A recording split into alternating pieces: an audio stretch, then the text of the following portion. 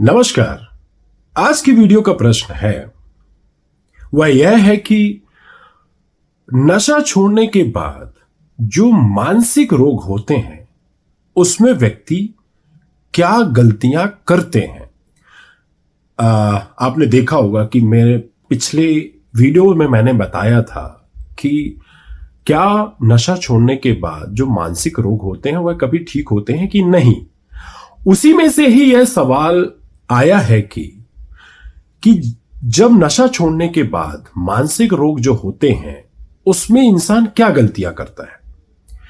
तो जब यह वीडियो मैंने डाला उसमें मुझे बहुत सारे कॉल्स आए और उन कॉलों में मैंने यह चीज पाई तो मुझे लगा कि इस वीडियो को बनाना चाहिए। तो यह प्रश्न बहुत ही ज्यादा कारगर है।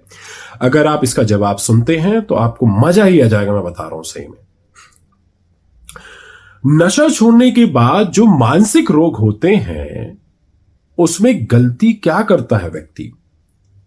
नंबर 1 वह यह है कि अपनी जो पुरानी आदतें हैं वह उनको बदलता नहीं है। ठीक है।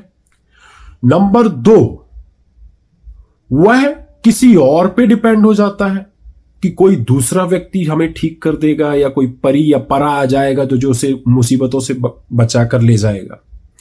नंबर 3 जो है वह यह है कि व्यक्ति किसी मानसिक रोग विशेषज्ञ के पास जाता है और जाने के बाद उससे अपनी सारी परेशानियां बताता है और मानसिक रोग विशेषज्ञ जो हैं वह उसे अच्छी सी दवाइयां दे देते हैं क्योंकि वह समझते हैं कि आपकी हालत क्या है। अभी वह दवाइयां तो दे देते हैं,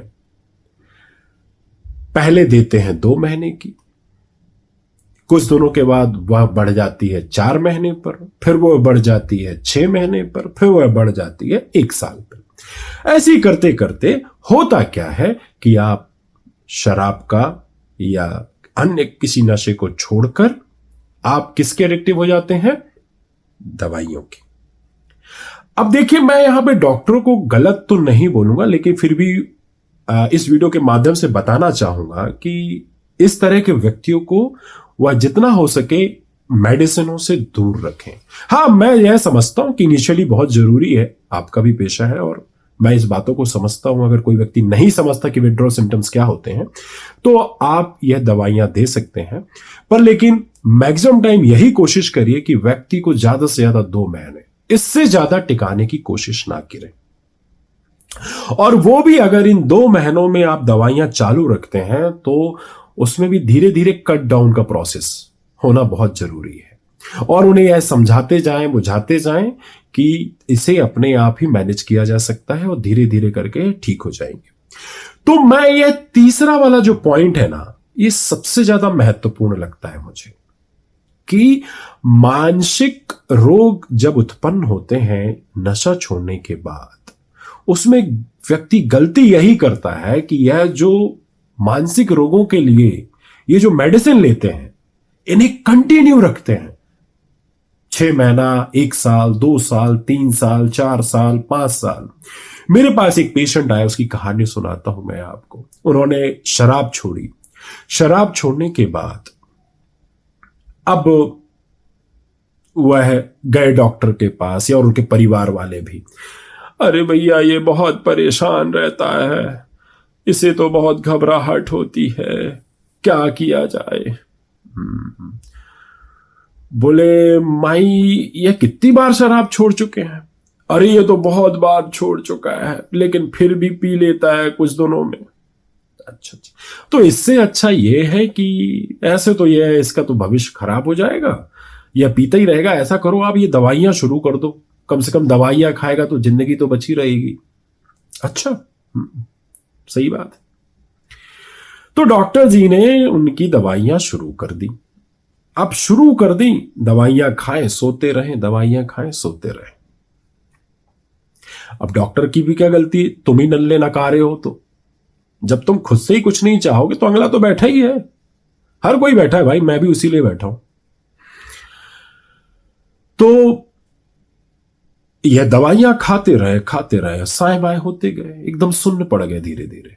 पहले कुछ कुछ हंसी खुशी आती थी, फिर दवाइयों के डोजेस बढ़ने लगे, क्योंकि उनको शारीरिक मेहनत कुछ करनी नहीं थी, बस पड़े रहे, करते रहे, बस बढ़ता गया। अब यह क्या हो रहा है कि वो उस नशे से तो छूट गए थे, अब इनको ये नए नशे आ गए हैं दवाइयों के। अब इन्हें इसके लिए मेरे से बात करनी पड़ रही है। मैंने तो शराब छोड़ दी थी, पर ये अब दवाइयां नहीं छूट रही। दवाइयां छोड़ता हूं तो घबराहट, बेचैनी, अजीब सा लगता है, बहुत ही ज्यादा अजीब सा लगता है, पैनिक अटैक्स आते हैं। तो फिर काफी समय तक उनका इलाज हमारे पास चला, वो बहुत बेहतर हैं और अपनी जिंदगी बहुत अच्छे से जी रहे हैं, और उनकी दवाइयां भी लगभग लगभग छूटने को हैं, क्योंकि ऐसी दवाइयां एकदम से भी हम नहीं छुड़ा सकते हैं, थोड़ा समय लगता है, पर छूट जाती हैं। तो मैं यही कहना चाह रहा हूं आप लोगों से कि जब आप नशा छोड़ते हैं, और जो मानसिक रोग होते हैं उसमें व्यक्ति यही गलती करता है कि वह मानसिक रोगों की जो दवाइयां हैं वह लंबे समय तक जारी रखते हैं, और अपने लिए खुद से कुछ नहीं करते हैं कि इस तरह की जो परेशानियां हो रही हैं उससे बाहर निकला जाए।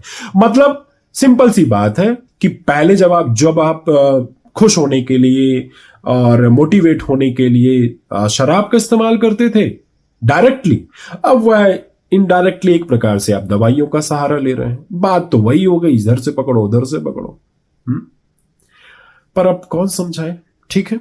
अगर फिर भी इस विषय में और भी कुछ पूछना हो तो हमने फोन नंबर दे रखा है, आप हमसे कॉल कर सकते हैं, अपना अपॉइंटमेंट बुक करा के हमसे बात कर सकते हैं, या कमेंट के माध्यम से अपना प्रश्न पूछ सकते हैं। कोशिश करूंगा कि आपकी बातों का जवाब दूं।